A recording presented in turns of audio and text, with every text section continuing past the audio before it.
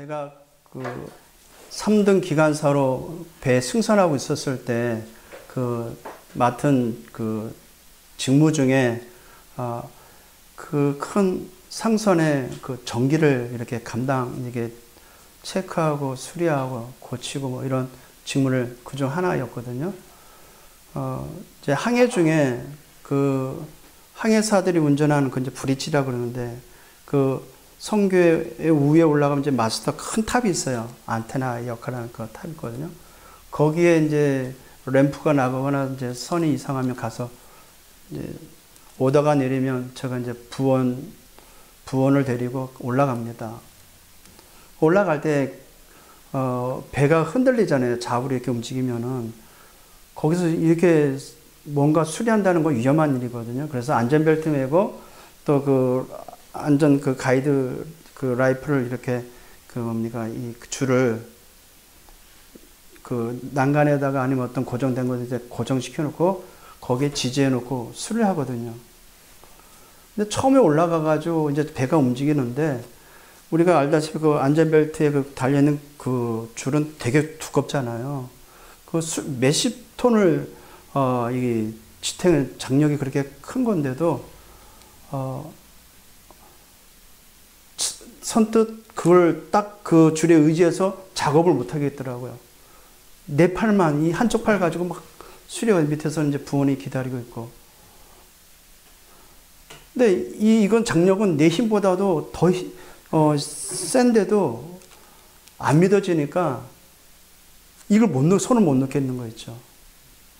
이제 하다가 이제 그게 요령이 생겨가지고 어찌 하다 보면 이게 나도 모르게 손을 놓고 막 작업을 할 때가 있어요. 그러면 그때는 이제 아무렇지도 않는 겁니다. 이제 손 안 잡아도 되는구나. 왜냐? 이제 그런 체험이 있으니까, 그런 이제 믿음이 가니까, 신뢰가 가니까. 어떻습니까? 우리가 복음이 믿어지면 하나님 앞에 전적으로 맡겨집니까? 맡겨지는 것이 당연하잖아요. 안 믿어지니까 기도는 하는데 내 염려가 앞서고 내 대안이 앞서게 되죠. 기도의 사람들을 보니까 가장 먼저 우선시된 게 복음에 대한 결론이 났던 자들입니다. 복음의 결론이 났다는 것은 내 인생의 모든 문제는 그리스도 예수 안에서 다 모든 것 끝났다라는 결론을 가지고 시작하거든요. 그것이 그것이 믿음의 바탕으로 되어지니까 모든 것을 기도로 응답을 받는 겁니다. 근데 대부분의 성도들은 기도는 언제 하냐? 위기를 만났을 때. 내가 뭔가 헤쳐나가려는데 뭔가 부담이 되고 버겁고 힘들 때 그땐 기도하더라고요. 근데 평상시는 기도 안 해요. 평상시는 기도 안 하고 내 의지대로 살고 내 생각대로 살고 내 경험대로 살아온 것 가지고 살아가고 있더라고요. 기도는 그게 아닙니다. 기도는 24입니다. 하나님은 지금도 내 안에서 함께 하시고 내 속에서 성령의 능력으로 역사하고 계십니다. 그렇죠?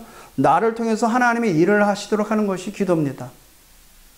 뭔가를 달라고 강구하는 것이 기도가 아니라 하나님과 나와 함께한 사실을 누리는 것이 기도라는 것입니다. 그래서 기도의 비밀 가진 자는 어느 현장, 어느 곳, 어떤 상을 만나도 아무렇지도 않았습니다. 죽음 앞에서도 흔들리지 않았습니다. 최고의 정점인 왕의 위치 속에서 가도 흔들리지 않았어요. 초지일관 늘 항상 하나님과 함께하는 그 사실을 누렸습니다. 그래서 지난 주간에 우리는 이 말씀을 받았습니다. 저와 여러분 구원을 받았고 그리스도 예수 안에서 모든 것을 다 받았기 때문에 뭐만 하면 되느냐? 기도의 망대를 세우라 했어요. 기도의 망대. 기도의 망대를 만들어라. 기도만 되면 돼요. 기도가 되지 않아서 문제입니다. 왜냐? 복음은 사실이고 복음은 완전한 것이고 복음은 지금도 우리 안에서 성삼위 하나님께서 함께하는 그 사실적인 증거로 역사하는 통로가 되는 것입니다. 그래서 복음 가진 자는 망하지 않아요. 하나님이 끝까지 지키십니다. 그러면 무엇 하면 되느냐? 하나님과 함께하는 그 사실을 누리기만 하면 됩니다. 하나님과 함께하는 그 사실을 누리기만 하면 정확한 하나님의 인도를 받게 되어 있습니다. 정말 우리가 24 우리 주님과 24 누림이 되는 기도가 되기를 주님의 이름으로 축복을 드립니다. 그래서 기도의 망대를 만들어라. 내용에 대해서 구체적으로 이야기가 나왔습니다. 막연하게 기도하는 게 아닙니다. 사실적인 언약에 근거로 한 하나님의 말씀을 붙잡고 기도하는 것입니다. 성경을 함축한다면 하나님은 지금 우리와 함께 하신다는 것입니다. 그래서 성삼위 하나님이 나를 주관하도록, 성삼위 하나님께서 내 인생을 주관하도록, 성삼위 하나님이 나에게 능력으로 역사하셔서 나를 주관하도록 기도해 보시길 바랍니다. 근데 하나님이 전지전능하는데도 전지전능하신 그 하나님이 나를 주관하지 못하는 것 같이 우리는 착각합니다. 왜냐?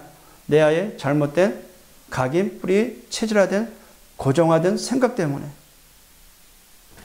그래서 성삼위 하나님께서 나를 주관하도록. 그래서 눈을 뜨자마자 우리는 하나님을 바라보며 기도해야 됩니다. 성삼위 하나님께서 오늘도 나에게 임재하여 주옵소서. 나의 가정에, 나의 모든 것에, 내가 하는 모든 사역에, 내가 해야 될 현장에 하나님이 나의 모든 것에 임재하여 주옵소서. 다스려 주옵소서. 충만케 하옵소서. 자, 성삼위 하나님이 함께 하니까 어떻게 됩니까? 그것이 바로 하나님 나라예요. 예, 내 주 예수 모신 모든 것이 하나님 나라. 예? 우리 주님이 함께하는 그곳이 하나님 나라. 내 안에 이루어진 그 하나님의 나라. 오늘도 우리가 누릴 하나님의 나라.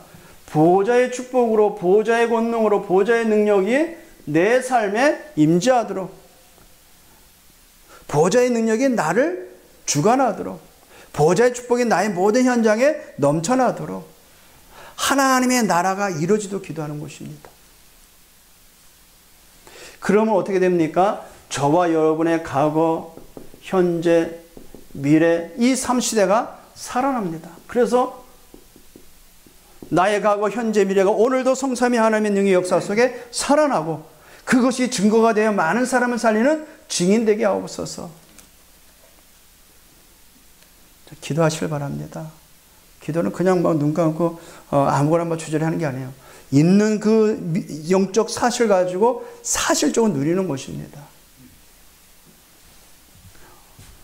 우리는 날마다 현장에서 하나님의 인도를 받아야 돼요. 그런데 사단은 우리의 모든 것에 태클 겁니다. 하나님의 뜻에 부합되지 못하도록 우리의 모든 것에 불신앙을 가져다 주고 모든 것을 방해할 것입니다. 그래서 공중 권세를 이길 수 있는 힘을 나에게 주옵소서. 이미 주셨죠. 영접하는 순간, 하나님의 자녀가 되는 순간 흑암 권세를 무너뜨릴 권세 주셨어요. 그 권능이, 그 능력이 나에게 충만되도록. 잠깐이지만 우리 눈을 뜨면서 이렇게 기도한다면 나의 영적 상태가 어떻게 될까요? 육의 사람이 영의 사람으로 바뀌겠죠. 그렇죠? 육신의 생각이 하나님의 생각으로 바뀔 것입니다. 그리고 저와 여러분은 땅끝까지 가야 됩니다.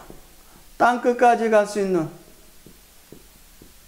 하나님의 힘을, 오력이죠. 영력과 지력과 체력과 경제력과 인력을 주옵소서.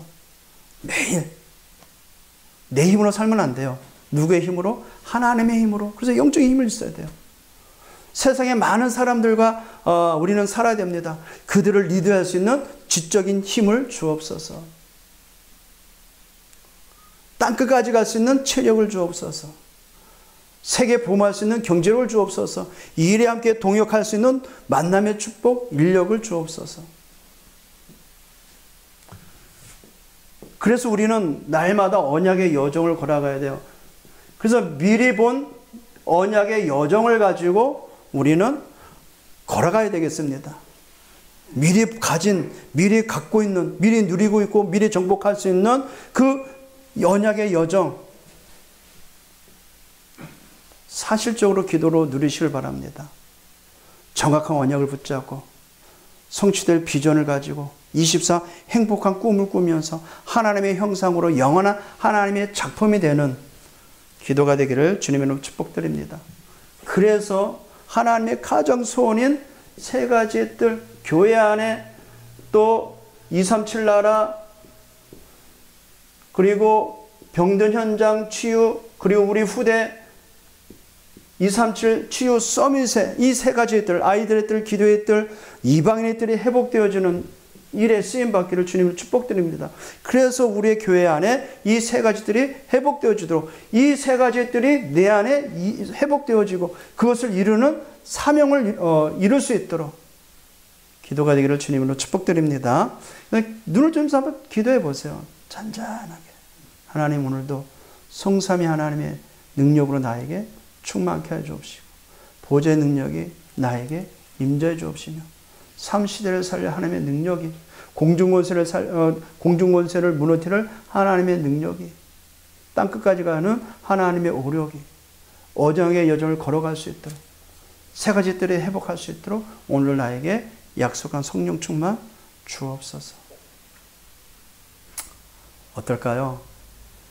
너희가 지금까지 구하지 않았으나 구하라 그리하면 받으리니 너희 기쁨이 충만하리라 했어요.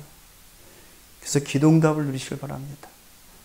오늘도 저와 여러분은 그 응답 속에 이 예배에 하나님의 음성을 듣고 있는 줄 믿습니다.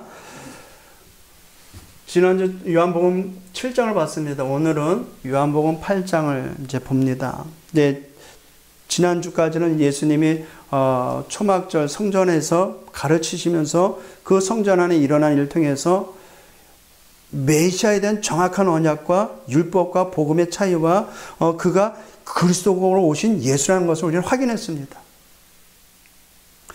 그리스도로 오신 그 예수께서 오늘 본문에 보니까 1절 봅시까요.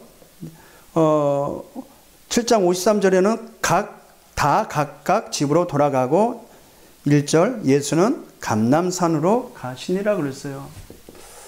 오늘 본문은 예수님께서 감람산에서 기도하시고 그 다음날 성전에서 또 가르치십니다. 근데 이 감람산은 어디예요? 감람산은 중요한 현장입니다. 예수께서 늘 예루살렘에 머무시는 동안에는 항상 여기에 저녁마다 올라가셨어요. 낮에는 성전에서 가르치시고 저녁에는 감람산 올라가셨고, 왜 올라가셨겠어요? 기도하러. 그래서 마가복음 11장 11절과 13장 3절에 보면 감람산에 올라가셨다고 그래요. 누가복음에 보니까 습관적으로. 그러면 우리 인생 가운데 항상 하루의 그 사역을 마무리하고 항상 뭐가 있어야 돼요? 이 시간이 있어야 돼요. 왜요? 우리는 육의 사람이 아닙니다. 영의 사람들입니다. 하나님의 백성이고 하나님과 함께 세계복음화하는 언약의 여정을 걸어가는 언약의 백성들입니다. 육신 속에서 병들어온 저 현장을 살릴 영의 사람들입니다. 그래서 항상 하나님과 깊은 교제가 되어지는 이 시간이 있어야 돼요. 영적 서밋 타임이 있어야 됩니다.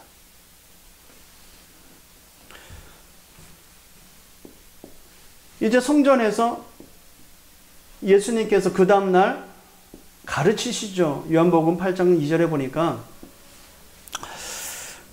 아침에 다시 성전으로 들어오시니 백성이 다 나오는지라 앉으사 그들을 가르치시더라.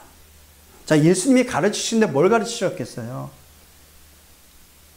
우리가 계속 요한복음 7장에서 봤지만은요, 성전에 가르칠 때마다 거기에 반기를 들고 일어나는 바리새인들이 있었어요. 그들이 다 뭐 때문에 그래요? 메시아도 아니고 그리스도도 아닌 그가 왜 하나님의 아들 하나님으로 자칭하면서 그리스도라고 말하는 것에 대해서 이 바리새인들이 반기 들었거든요. 그렇다면 예수님의 백성들을 향해서 가르칠 때는 하나님의 말씀으로 살릴 수 있는 유일한 답, 복음, 하나님의 구약에 명시된 그 오실 메시아에 대해서 풀어서 설명하시면서 왜 주만 바라봐야 되고 왜 하나님 말씀만 잡아야 되는가, 그 하나님의 말씀만 들어야 되는가를 가르치신 것입니다. 세상 살아가는데 좋은 말은 많이 있습니다. 그죠? 지금도 우리 인터넷상에 보면 좋은 강연을 통해서 좋은 말들이 너무 많아요. 사람의 감동을 주고 힘도 주고 삶의 활력도 주고 너무 좋은 말도 있습니다. 근데 그 말 가지고는 인생의 중대한 문제 해결하지 못한다는 것입니다. 인생의 중대한 문제는 오직 그리스도밖에 해결할 수 없어요. 복음밖에 해결할 수밖에 없습니다. 하나님의 그 복음, 예수 그리스도를 보내시러 약속하시고 약속대로 오셔서 약속의 당사자이신 그리스도께서 성전에 들어가셔서 뭘 가르치셨냐 이 말이에요. 복음에는 가르치는 게 아니에요. 하나님의 말씀을 풀어서 예수가 그리스도라는 사실을 설명하신 것입니다. 그래서 사도행전에 보면 항상 초대교회 성도들은 예수가 그리스도임을 가르쳤고 그것만 전달했어요. 왜요? 세상 살릴 답은 그거밖에 없기 때문에. 그래도 그렇지.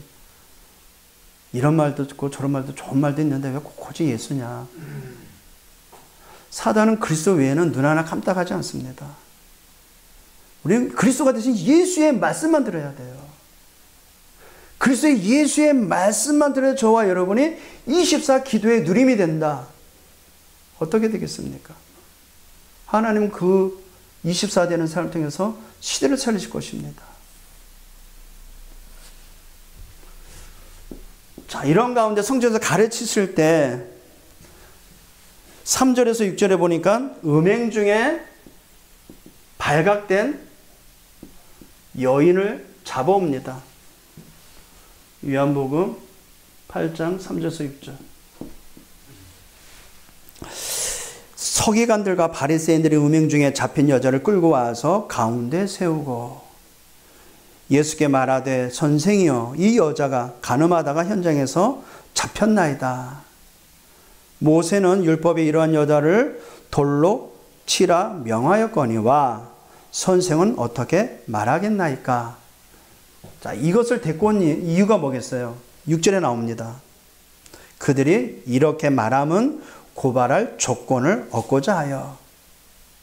사랑이 많으신 하나님께서 저 여자를 죽이면 안 된다고 말하면 율법에 위배되거든요. 근데 죽이라고 그러면 어떻게 돼요? 그럼 사랑의 하나님의 그 사랑이 없어지는 거거든요. 그러니까 이 율법을 위배하는지 안 하는지 시험코하자 이 사기꾼들이 여자를 잡아왔어요. 근데 왜 여자만 잡아왔을까요? 혼자 음행이 돼요? 음행 중에 잡혔다면 여자가 있으면 누가 있어야 돼요? 남자도 있어야 되잖아, 남자. 왜 남자 안 잡아왔어? 자, 율법에,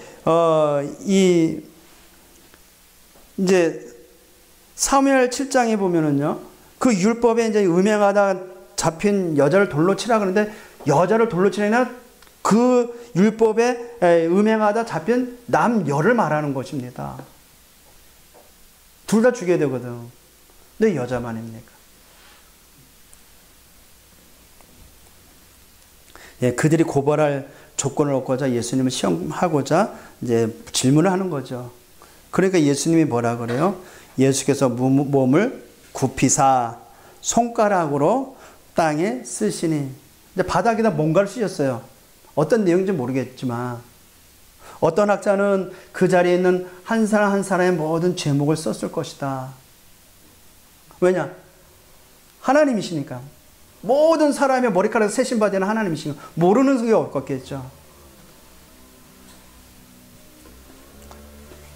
근데 보세요. 예수님께서 이제 손가락 쓰면서 그들이 묻기를 맞이 아니하는지라 이에 일어나 이르시되 너희 중에 죄 없는 자가 먼저 돌로 치라. 자, 어떤 글씨를 썼는지 몰라도 그 글씨로 인하여 사람들이 받겠죠.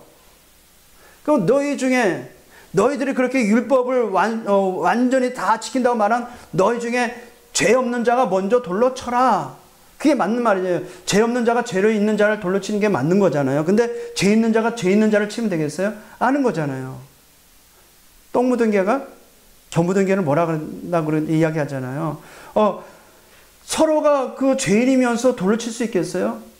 너희들이 지금 죄가 없다고 확신 있는 자 먼저 돌로 치라 그랬어요. 그게 요한복음 8장 7절에서 9절에 얘기죠. 그리고 다시 몸을 굽혀 손가락으로 쓰시니 그들이 이 말씀을 듣고, 잘 보세요. 말씀을 듣고입니다. 말씀을 듣고 양심에 뭐가 느껴요? 가책을. 왜 하나님의 말씀을 들어야 되냐면요, 우리 안에는 분별할 수 있는 양심이 있어요. 양심. 그 양심에 뭘 느껴요? 가책을 느끼는 거예요. 그래서 우리가 새롭게 정화되고 새로운 사람이 되는 것입니다. 그러니까 어떤 말씀인지 모르지만 그 바닥에, 땅바닥에 쓴 글로 인하여 양심의 가책을 느꼈다면은 그들 또한도 음행하다 잡힌 여자와 별반 다를 것이 없는 죄인인 것입니다. 그렇죠? 우리는요? 우리도 마찬가지예요. 우리는 난 뭘 할 것도 없습니다. 하나님 편에서 똑같은 죄인입니다. 그래서 말씀을 들으면서 우리가 그렇구나. 복음이 아니면 안 되는구나. 우리가 항상 모든 문제 속에서 결국은 복음 속으로 들어가야 되는 것입니다. 그게 하나님의 계획입니다. 젊은이와 이 양심의 가책을 느껴 어른으로 시작하여 젊은이까지 하나씩 나가고, 누구만 남았어요? 오직 예수와. 중요합니다. 말씀을 듣고 뭐만 남아야 돼요? 오직 예수와. 뭐가 또 남아야 돼요? 그 가운데 섰는 여자만 남았더라. 어떤 여자예요? 음행하다 잡힌 여자예요. 자, 저와 여러분은 말씀을 통해 가지고요, 항상 오직 예수만 남아야 돼요. 그리고 그 예수 앞에 죄인된 내가 발견되어야 됩니다. 그렇구나. 오직 예수 외에는 답이 없구나. 오직 예수 외에는 소망이 없구나. 왜냐? 오직 예수만이 그리스도이기 때문에. 그리스도 안에 하나님의 모든 것을 다 감춰놨기 때문에 그리스도 외에는 보이지 않아야 되는 것입니다. 말씀 들으세요. 말씀 들으면 화인 맞은 양심도 변화가 됩니다. 그 양심이 살아나면 바뀌어집니다. 그래서 말씀 듣기를 주님으로 축복드립니다.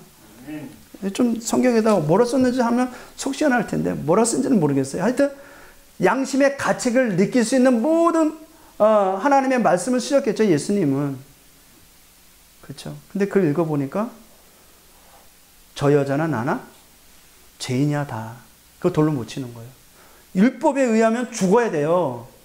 근데 왜 예수님은 말씀을 통해서 그들을 살리셨고 저 여자를 살리셨을까? 그게 복음입니다.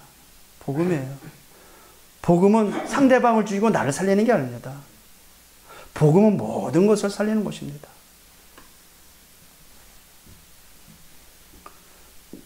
요한복음 8장 10절 보세요. 그러니까 예수와 그 가운데 서 있는 여자만 남았는데 예수님이 말씀하십니다.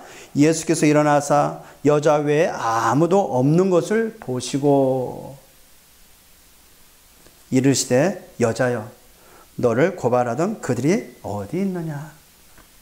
너를 고발했던 정죄하던 그 많은 율법을 가지고 정죄하던 그들이 다 어디 갔습니까?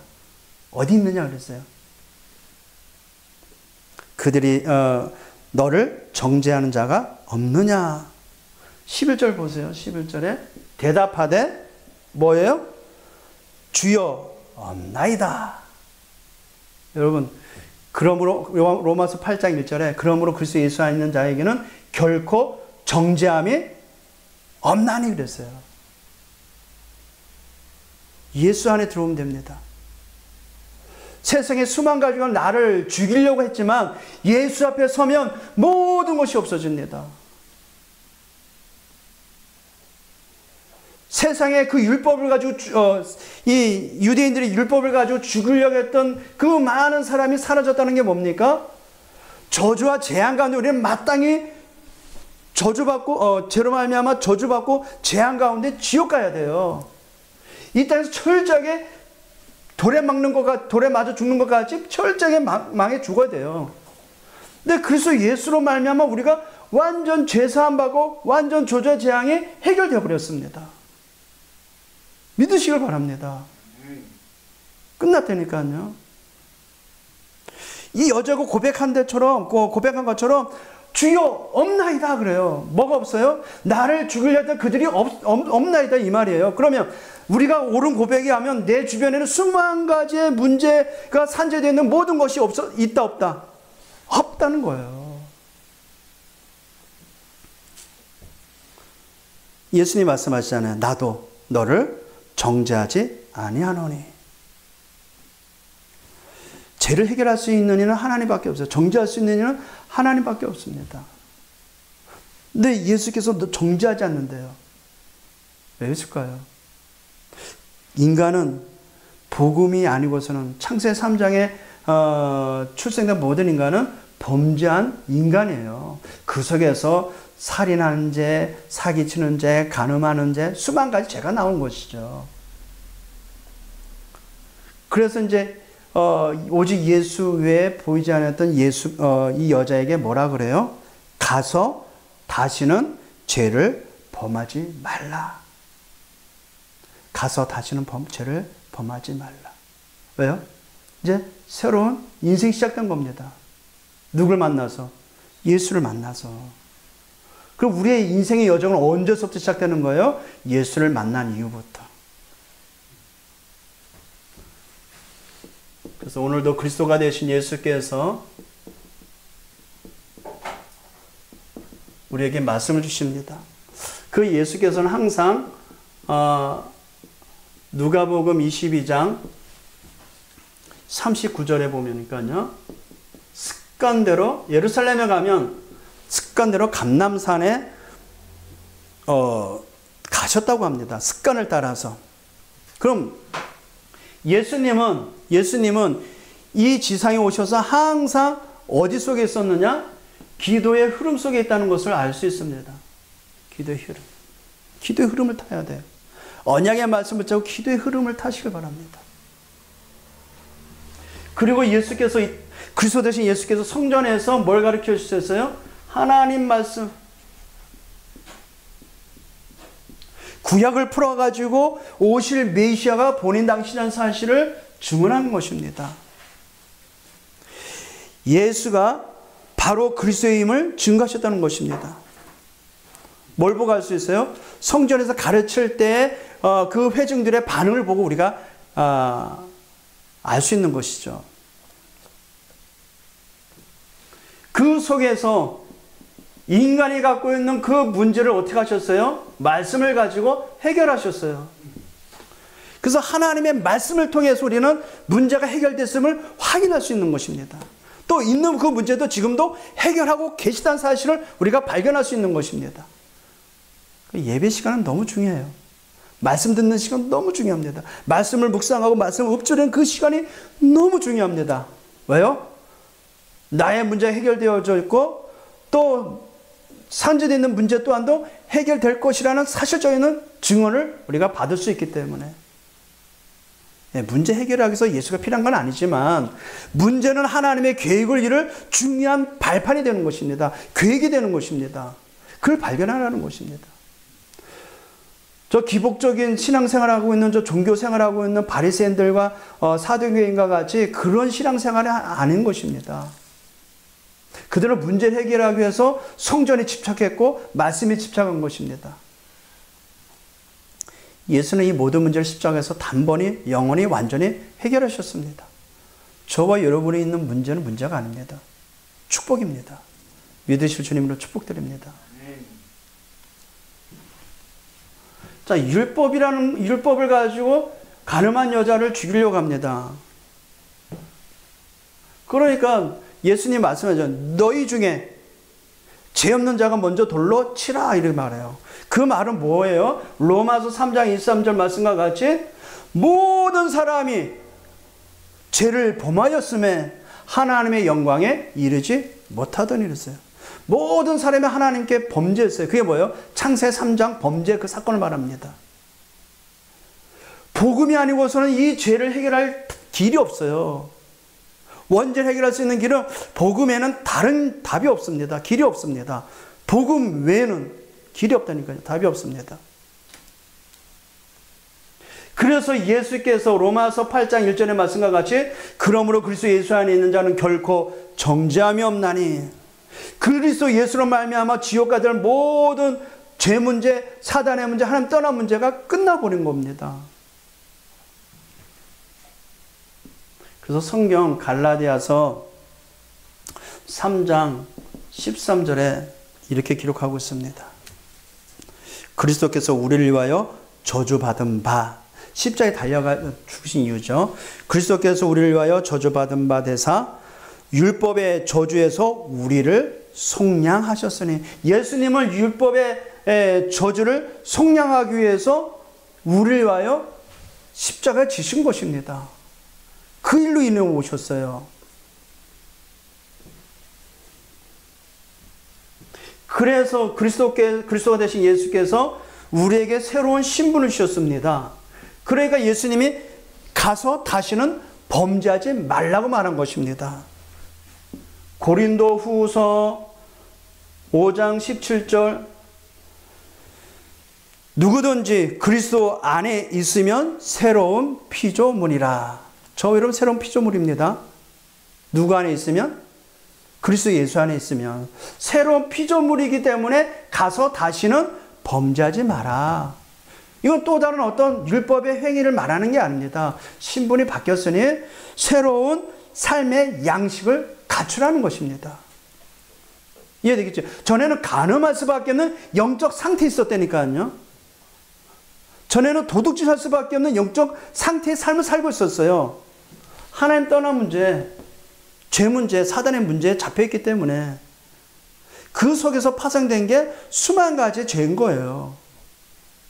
그래서 그 문제를 해결받았다면 우리는 뭐예요? 새로운 삶의 양식이 있다 없다? 있는 것입니다.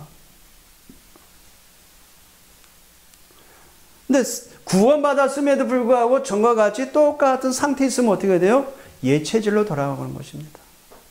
그래서 현장에서 복음 듣고 영접해서 하나님의 자녀가 됐다면 새로운 삶이 있음을, 새로운 삶의 양식이 있음을 알려줘야 돼요. 가장 먼저 뭐예요? 기도하는 삶, 말씀 보는 삶, 말씀 듣는 삶, 또 말씀을 전달하는 삶, 말씀 기도 전도죠. 그것을 이루도록, 그것을 훈련받도록, 그것을 양육받도록 교회에서 예배 시간에 말씀을 통해서 그런 영적인 삶이 있음을 알려줘야 되는 것입니다.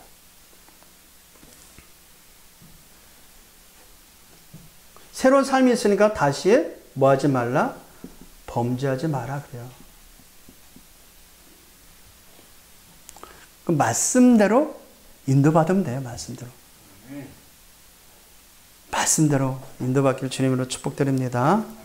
그래서 그리스도 되신 예수께서 오늘 음행하다 잡힌 여자에게 새로운 삶의 양식을 말씀하셨듯이 저와 여러분이 이것을 사실적으로 우리가 그 양식에 걸맞는 언약, 그 양식에 맞는 그 언약을 붙잡아야 되겠죠.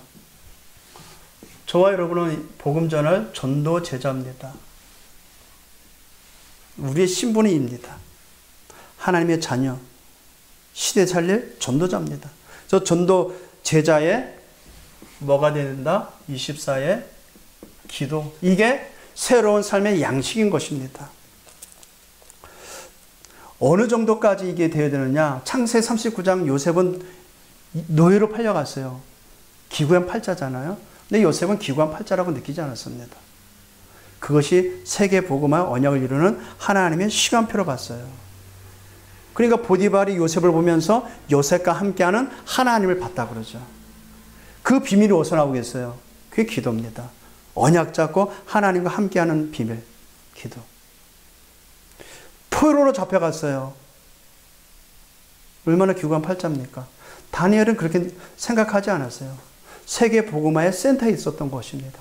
그래서 기도라는 하나님의 비밀을 가지고 다니엘서 6장에 보니까 내일 사자굴에 지금 내가 하는 행위로 인하여 사자굴에 들어갈 줄 알면에도 불구하고 자기 집에 들어가 예루살렘을 향하여 창문을 열고 감사함으로 하나님께 기도했대요. 그 비밀, 그게 새로운 우리 인생의 삶의 양식이 되어버린 것입니다. 그래서 예수님이 가서 다시는 범죄하지 말라고 한 것입니다.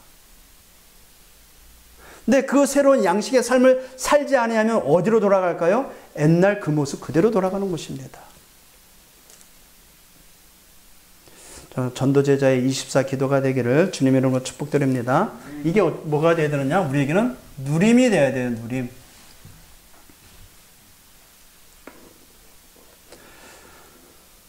그래서 데살로니가서 5장 17절의 말씀과 같이 항상 기뻐하라, 쉬지 말고 기도하라 그러잖아요. 예, 범사에 감사하라. 왜 그래요? 이는 그리스도 예수 안에 있는 하나님의 온전한 뜻이기 때문에. 자, 그래서 우리가 이번 주간에 전도제자 24의 기도가 누림이 되도록 계속 하나님 말씀하십니다. 내 안에 하나님의 절대 망대 세워라 그랬어요. 지난주에 말하는 것 같이 말씀드렸듯이 기도의 망대 이거 세워야 됩니다. 이게 세워져야 성령께서 내 안에 역사하시고 성령의 능력으로 범죄할 요소들이 있는 것이 차단되어 버리는 것입니다. 사단의 통로가 되는 것이 차단되어 버려요. 그래야 다시 범죄하지 않지. 내가 악을 이를 꽉 물고 악각강으로 참으려 해보세요. 참아댔니까? 참아져요? 안 참아져요. 하나님의 역사가 아니면 안 됩니다. 성령의 역사가 아니고선 내가 각인되고 뿌리내고 체질한 사단의 그 통로가 되는 요소들은 차단 안 돼요.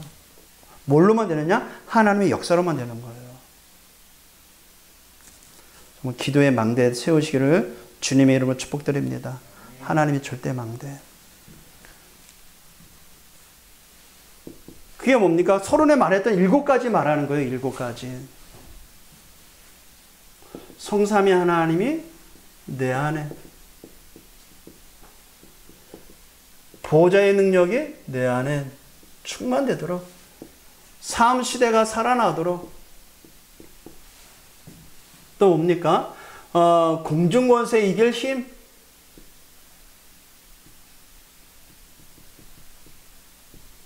그리고 눈을 뜨면 항상 이렇게 기도하세요. 기도하는데 하나님 오늘도 잘 살게 하시고 오늘도 무탈하게 해주시고 오늘도 뭐 문제 해결해 주세요. 우리 그런 수준의 기도하면 안 돼요. 사실을, 영적 사실을 우리가 누려야 됩니다. 그리고 땅끝까지 가는 하나님의 오력을 나에게 주옵시고 언약의 여정을 걸어가도록 미리 보고 미리 잡을 수 있는 언약의 여정을 가지고, 그리고 7번째로 3가지 뜰이 회복되어지, 내 안에 이 3가지 뜰이 회복되어지도록. 그래서 우리가 하나님과 함께 여정을 가고 있습니다. 여정, 세계 복음의 여정, 하나님과 함께 가는 길, 그 길, 전도자의 그 길, 우리 주님이 걸어가신 그 세계 복음의 그 언약의 그 길을 걸어가는데 뭐가 필요합니까? 성삼위 하나님께서 인도받는 그 길을 걸어가도록, 성삼위 하나님이 인도하는 그 길로 가도록. 그 길이 뭡니까? 어떤 현장에서 어떤 곳에서도 아무도 모르는 비밀이 되는 것입니다. 그 비밀을 가지고 요셉이 노예로 갔지만 노예가 아닌 가정 총무로, 애굽의 총리이지만 세계 복음화의 전도자로, 아무도 모르는 그 비밀 10가지. 어떤 곳에서 혼자 살아남을 수 있고 하나님과 동행하고 하나님의 응답을 줄 수 있는 그 비밀. 그리고 어떤 상황 가운데도 흔들리지 않는 발판 10가지. 하나님의 절대 주권 속에서 하나님의 절대 계획을 가지고 우리가 누리는 하나님의 10가지의 발판.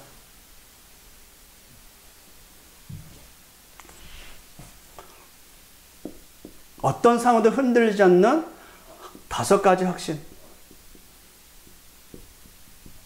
우리가 지금 계속 메시지 속에서 이 내용들을 다 들어왔습니다. 그쵸? 그럼 우리가 여정을 걸어가는데 가장 필요한 게 뭡니까? 성삼위 하나님이 인도하는 그 길 가도록. 우리 이 모양 저 모양 여러 가지 상황 가운데 처해지는 상황들이 있습니다. 근데 승리할 수 있는 눈에 보이지 않는 그 비밀 10가지. 든든히 설 수 있는 10가지 신앙의 발판. 어떤 풍랑 속에도 흔들리지 않는 5가지 확신. 그리고 모든 현장을 바꿀 수 있는 9가지의 흐름. 9가지 흐름이 뭐예요? 우리의 과거, 현재, 미래. 우리 위, 아래, 우리의 좌우. 그 흐름을 바꾸고, 뭘 가지고? 복음의 능력으로. 그리고 전도자의 삶. 전도자의 삶 62가지.